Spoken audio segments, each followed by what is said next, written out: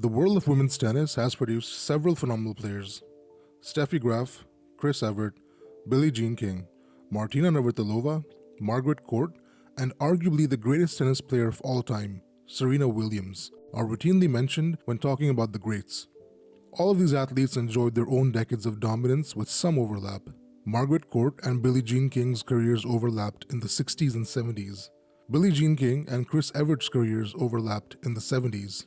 Chris Evert and Martina Navratilova battled it out in the 70s and 80s, and Martina Navratilova and Steffi Graf's careers collided in the 80s. Steffi Graf had an almost unchallenged run from the late 80s until the late 90s, appearing in 31 Grand Slam finals and winning 22 of them, including the Golden Slam in 1988, where she won all 4 Grand Slams in the same calendar year alongside the Olympic gold medal while representing West Germany. Steffi Graf was the textbook definition of dominance. All except one of Steffi's Grand Slams came within a 10-year period from 1987 until 1996. Going into the French Open of 1990, Steffi had won 9 of the last 12 Grand Slams while also making the finals of the other 3. But over the next 12 Grand Slams, Steffi won only twice. Her dominant run had a blip in the middle. A blip that was hard to ignore and made many question how long she could hold on to her status as numero uno.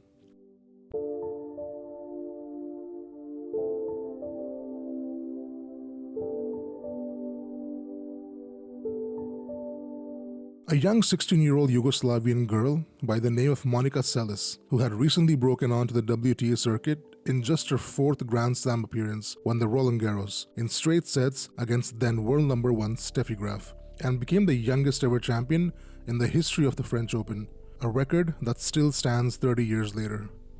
Starting with that French Open victory, Seles ran riot on the WTA circuit, winning 3 Grand Slams the next year in 1991, 3 more in 1992, and the Australian Open in 1993.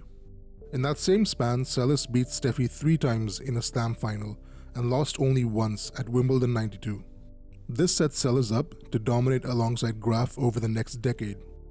In 1993, just a month before the French Open, Monica Seles entered the Citizen Cup tournament being held in Hamburg, Germany, as the number 1 ranked player in the world.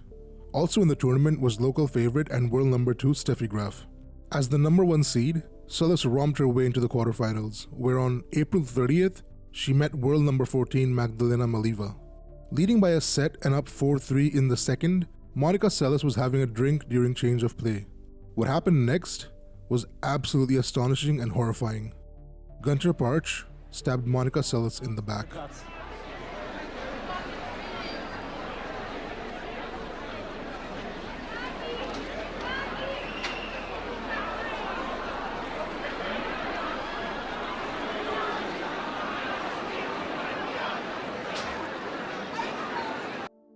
Before this day, no one in the tennis world had heard of the German man Gunter Parch.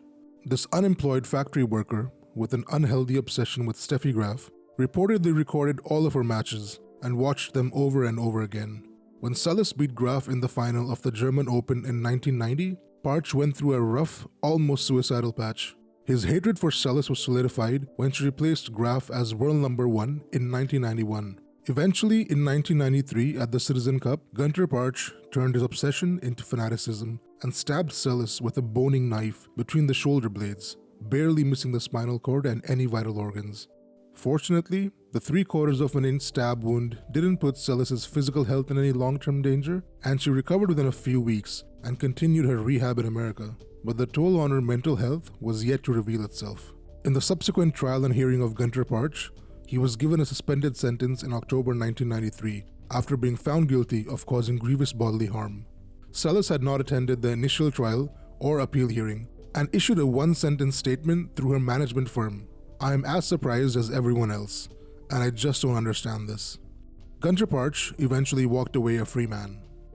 While Monica recovered, the WTA held a meeting in Rome with other top WTA players to determine if Seles' number ranking should be frozen until she recovered. Except for Gabriela Sabatini, who abstained, everyone voted against it.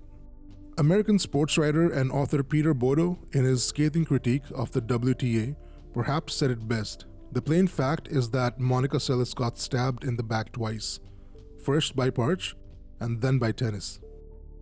Just 5 weeks after the stabbing, Steffi Graf was back at the #1 spot in women's tennis and went on to win the next 4 Grand Slams, achieving a non-calendar year Grand Slam. She picked up another 6 Grand Slam titles over the next 2 years and won her 22nd and final slam in Paris at the Roland Garros in 1999, where she also took down Seles in the semifinals. As for Monica Seles, her life was never the same. After the laughable statement that was handed down by the German courts to Parch, Seles vowed to never return to the country. The psychological wound left behind after the incident was far more devastating than the physical one. Seles became something of a recluse, developed binge eating disorder, and gained significant weight over the next 2 years.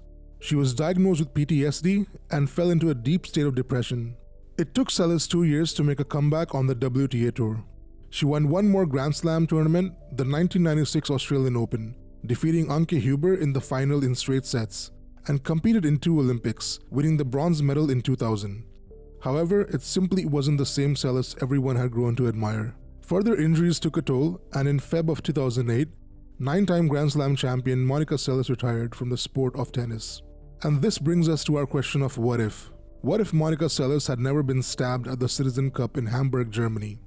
Shortly before his death in 1990, tennis fashion designer, historian, and author Ted Tinling, who served as Suzanne Lenglen's personal empire in the 1920s and who knew all of the greats from Helen Wills Moody to Steffi Graf, had delivered a remarkable prophecy. Monica Seles is the most electric happening in tennis since Lenglen. She lights up the court and can hit the ball harder than anyone I have ever seen. Seles was 16 and had yet to win a Grand Slam, but Tinling's prediction was about to come true. Martina Navratilova was the first exalted player to succumb to Seles's power in the 1990 Italian Open final, when she was thumped 6-1, 6-1. Navratilova likened the experience to being run over by a truck, and with good reason. Seles's brand of heavy metal tennis featured 37 winners and only 6 unforced errors. She was dominating Steffi Graf, who prior to Seles dominated everyone else, former tennis player Pam Shriver told ESPN. That was how dominant and remarkable Monica Seles was. In the broader context of her first 4 years on the circuit, Seles had a win-loss record of 231 and 25 and collected 30 titles. From January 1991 to Feb of 1993, Seles won a whopping 22 singles titles and made the finals of 33 of 34 tournaments she entered. In that 2-year span, she entered 7 of the 8 Grand Slams, losing only once and winning 6. She compiled a 159-12 win-loss record, including a 55-1 win-loss record in Grand Slam tournaments. By the age of 19, Seles had 8 Grand Slams, and the world #1 ranking was held securely in her iron fist. Had the wheels of history spun differently, we might have been talking of Seles as the most successful player of all time. She was statistically the greatest teenage player in history, having raced to 8 Grand Slams barely a month after turning 19. To put that number in context, her nearest rival Graf had won 6 by the time she was 20. Margaret Court had 4, Chris Evert had 2, Serena and Venus Williams had only 1 between them, while Martina Navratilova and Billie Jean King were yet to get off the mark. Seles ended her career tied at 8th on the list of Grand Slam winners. Navratilova believes that without the horrific stabbing incident, we'd be talking about Monica with the most Grand Slam titles. This guy changed the course of tennis history, no doubt about that. This isn't a knock on Steffi Graf or her abilities as a player. Regardless of the incident, Graf would have been a legend of the game and amassed a collection of Grand Slams. What will remain a lingering thought is how many more Grand Slams could Seles have won. Without the incident, Seles would have been in her prime for many more slams, and Graf might not have reached the tally of 22. It's one of the greatest rivalries that didn't last long enough. Graf, for the most part of her prime, went unchallenged.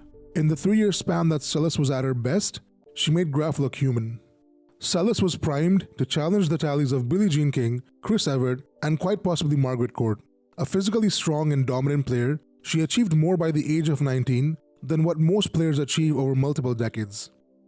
It's unfortunate that the world was denied of watching the greatest teenager in the history of tennis probably flourish into the greatest champion of the sport. Pam Shriver in her interview also quoted, "The sad thing about the whole thing to me was that besides the physical and emotional harm that was done to Monica, one of our great champions, is that this guy, in the end, got exactly what he wanted."